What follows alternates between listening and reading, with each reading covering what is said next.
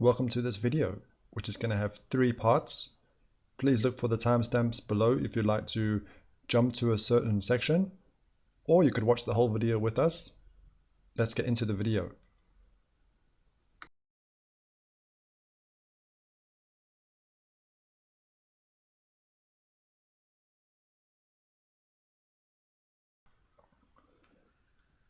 We're going to continue our study with the Goths and the Goths, but we're going to look at a different connection.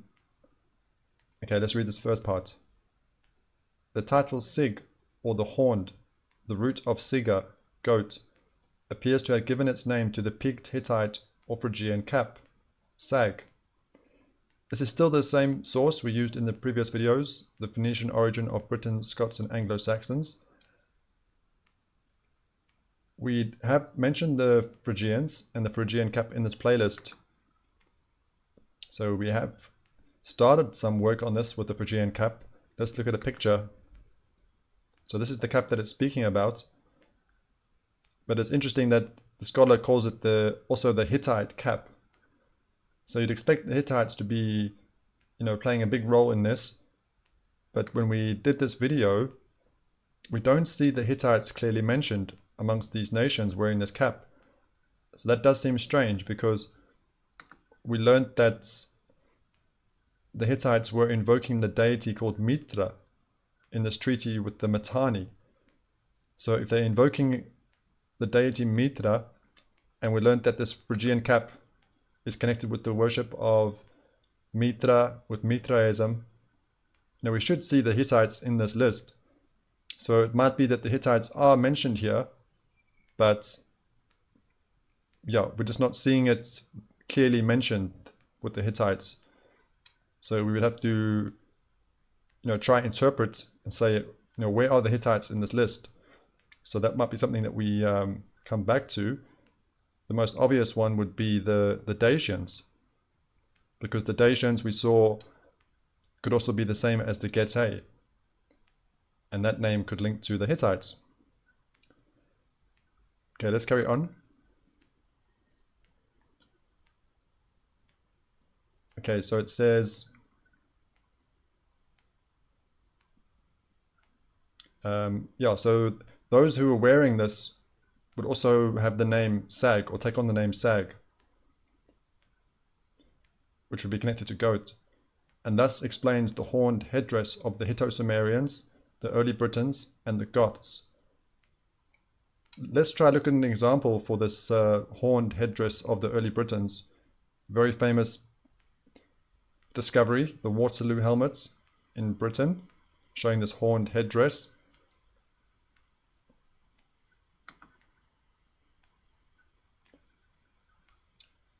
Okay, so what we're going to do now is follow the name Sig, which is also being connected with goat. Okay, hence the ruling Hittite titles of Sag and Guts would explain why the Goths, or Guti, and we did mention the Gutians in the previous video, were called by the Greco-Romans both Getae and Sakae, the latter being obviously the source of Saxon. So here we have now the tribe, or the peoples, the Saxons, being connected with this title goat. And we did mention the Saxons in the previous video. We saw that they were described as one of the most powerful Germanic tribes. And we're also going to learn here that they are being described as a pirate people, similar to the Vikings. So we'll just try to keep some of these things in our minds to see, is that significant? So we're dealing with, a pirate people that raid and plunder.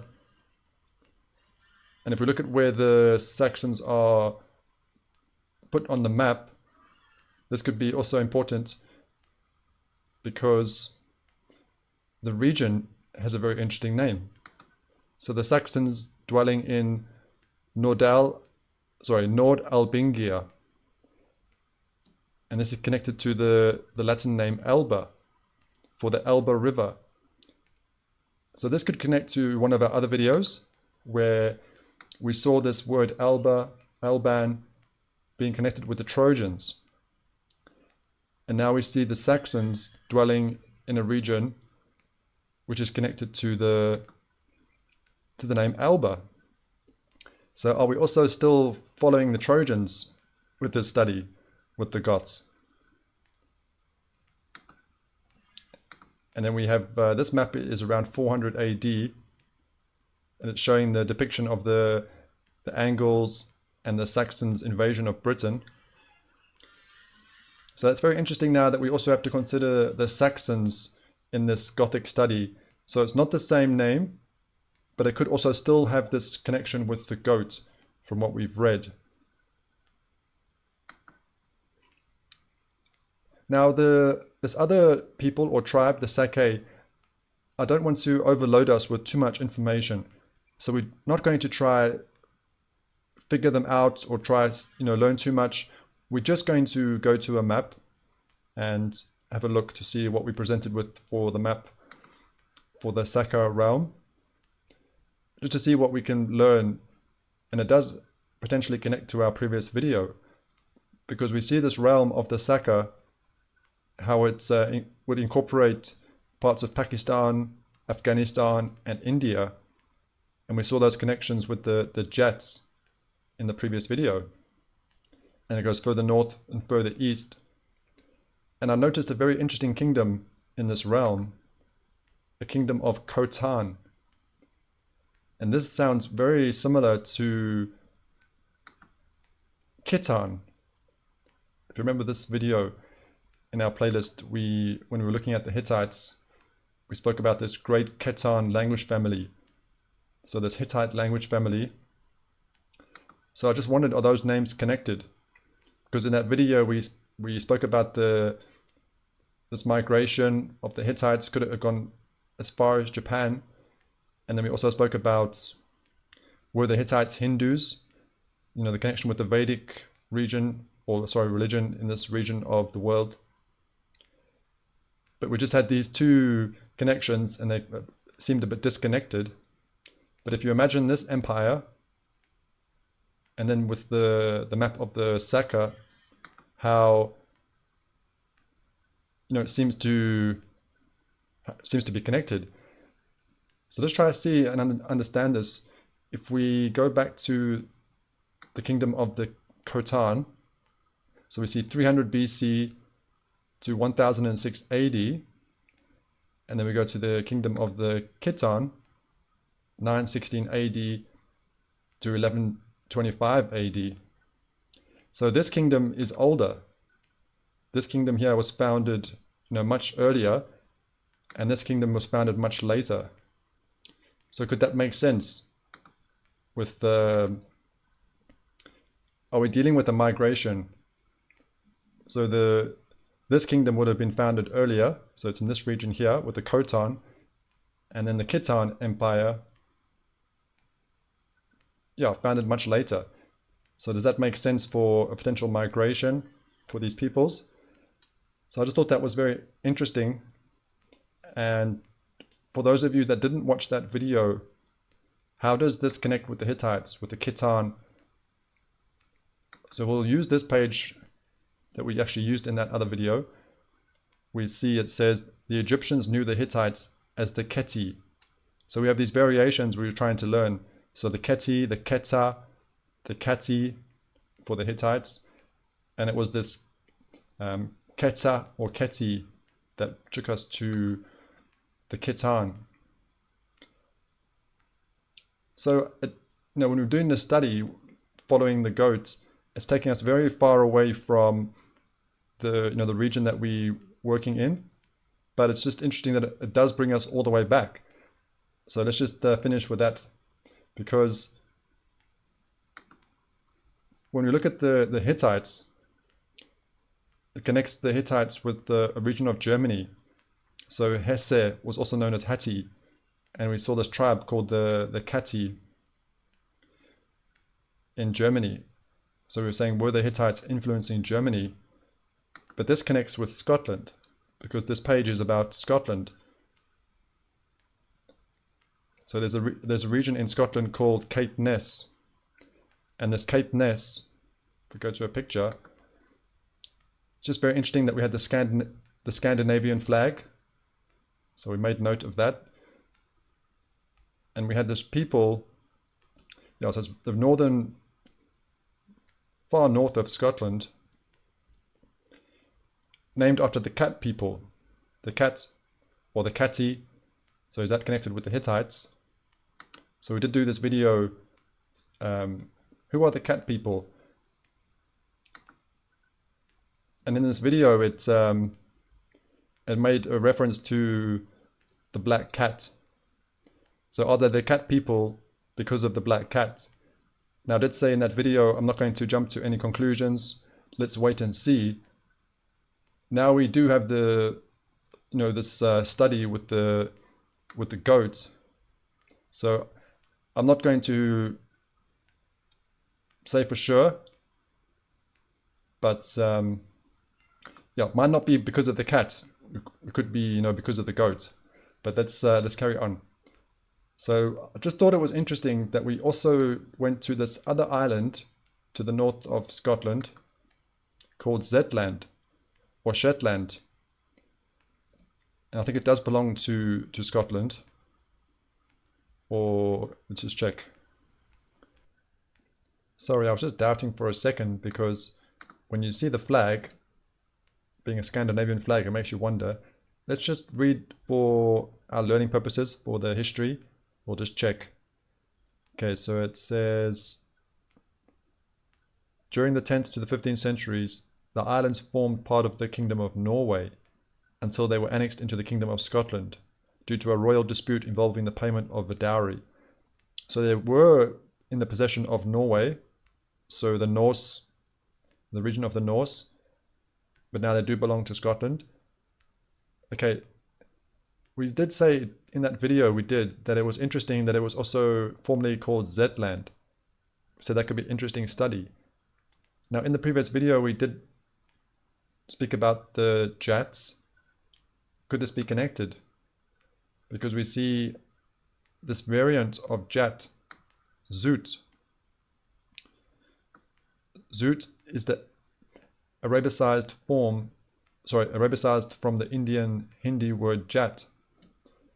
And then we have all these different variations. So many different variations. Could that connect to Zetland? So yeah, I just thought it was interesting that that the study is taking us, very far away to very far away regions with the Jats in Afghanistan, Pakistan, India, but then it comes all the way back, potentially, I'm going to just say potentially, to Scotland. Is Zetland connected with the Jats?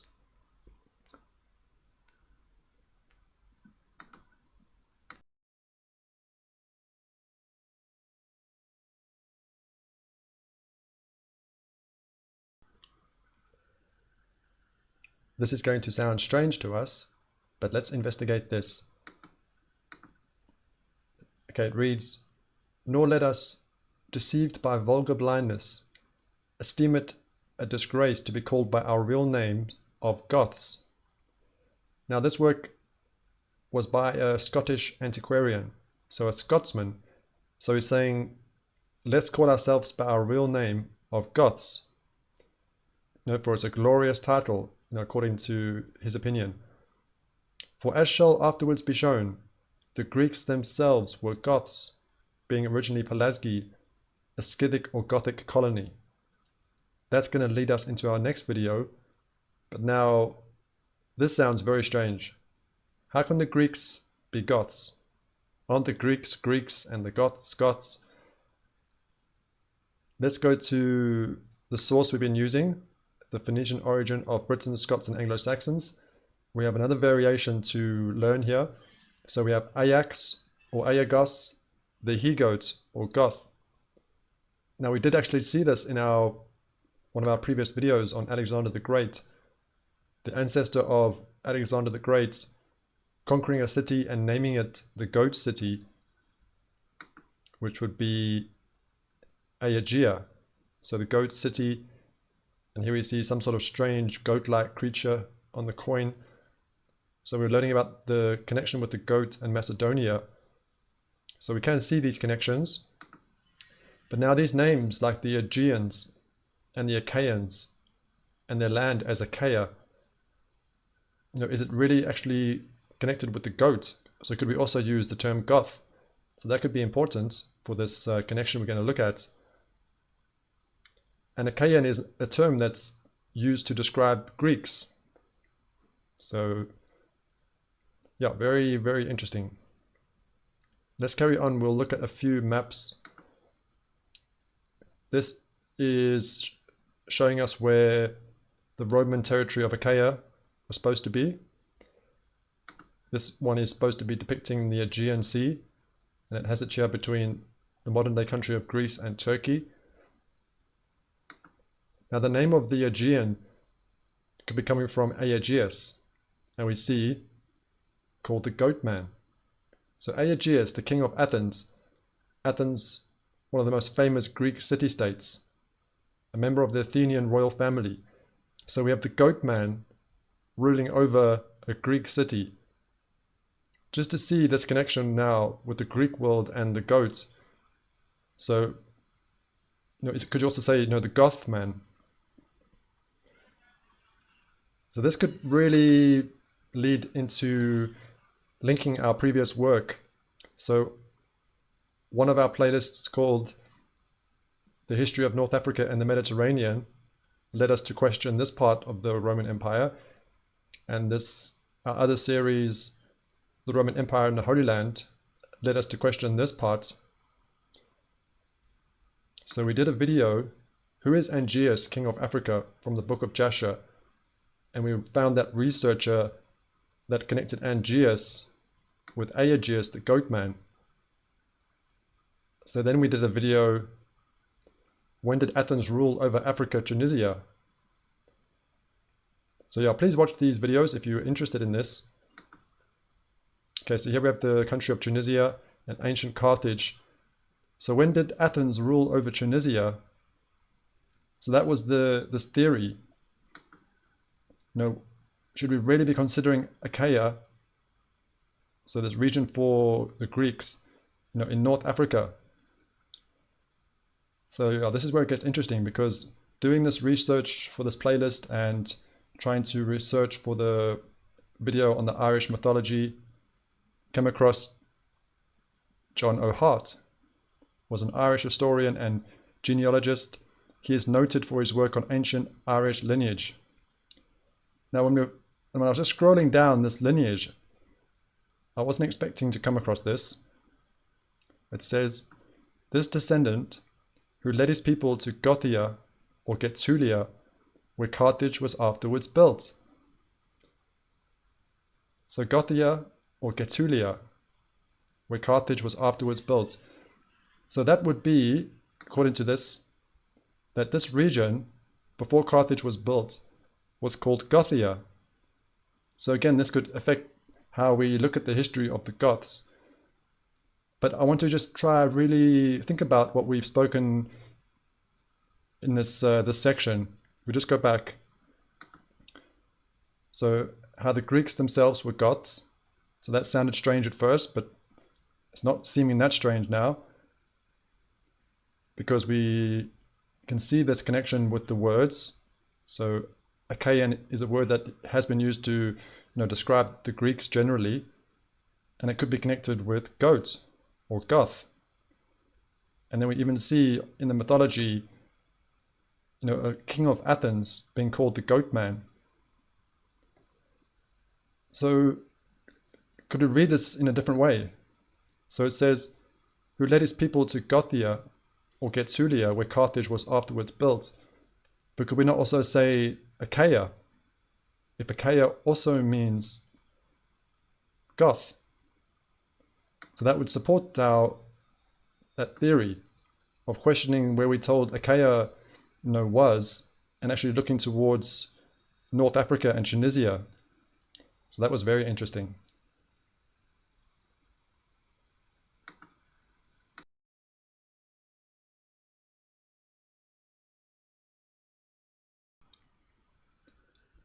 We've been using this source in our previous videos and this video, but wouldn't it be strange if we didn't see some connections with the Phoenicians.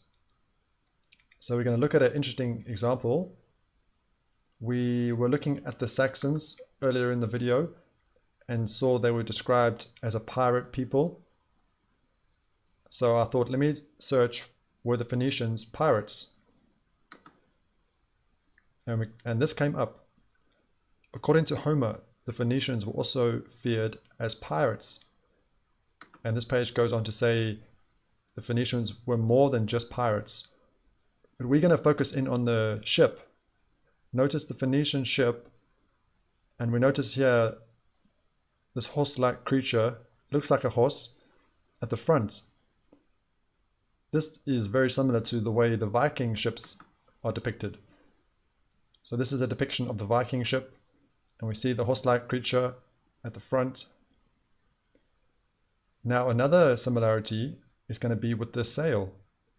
So if we look at this Viking sail and go to a different depiction of a Phoenician ship, we see a very similar sail for the Phoenician. So is there a connection between these pirate people with the Phoenicians and the Vikings? And would the Saxon ship look similar to this? Because this is supposed to be a Viking ship, but would the Norse ships, have a similarity to them? So we do see a very interesting connection potentially with the ships, with these pirate people.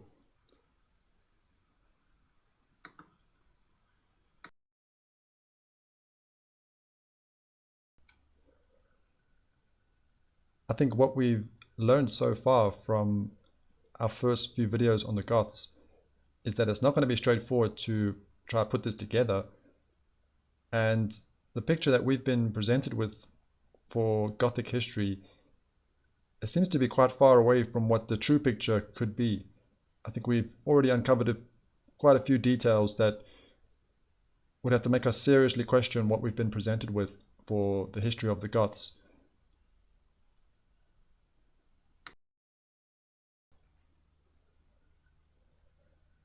Our next video, if all things stay well, is going to be on the Scythians.